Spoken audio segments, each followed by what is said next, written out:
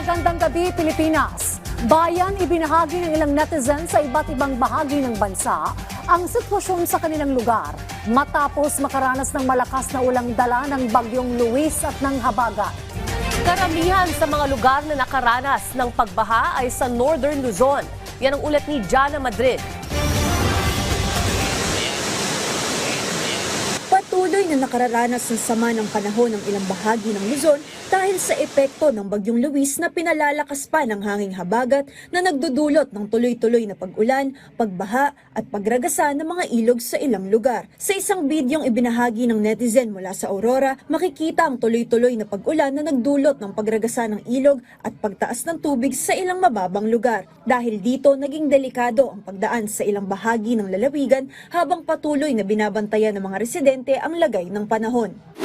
Sa Mayumbo, Dagupan City naman, umabot sa gutter deep ang baha sa mga kalsada na nagpahirap sa pagbiyahe ng mga sasakyan. Sa kabila ng tuloy-tuloy na pag-ulan, makikita pa rin ang ilang residente na maingat na tumatawid at mga sasakyang bumabiyahe sa mga binahang lugar. Sa Calasiao, Pangasinan, patuloy ring tumaas ang tubig sa ilang kalsada habang walang tigil ang pag-ulan. Sa isang paaralan, makikitang pinasok na ng baha ang paligid ng gusali habang ang ilang kalsada sa bayan ay lubog na rin sa tubig na umabot sa halos gutter deep.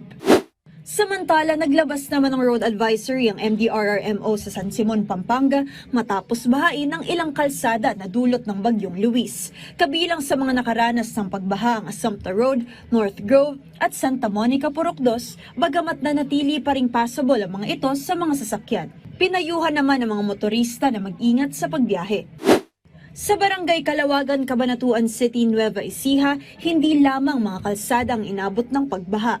Makikita rin sa video ang malawak na bahagi ng mga taniman na lubog na sa tubig habang patuloy ang malakas na hangin at walang tigil na pag-ulan.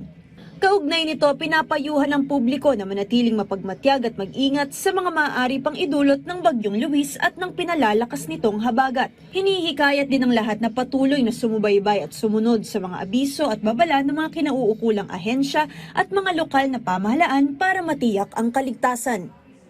Jana Madrid, para sa Bayan.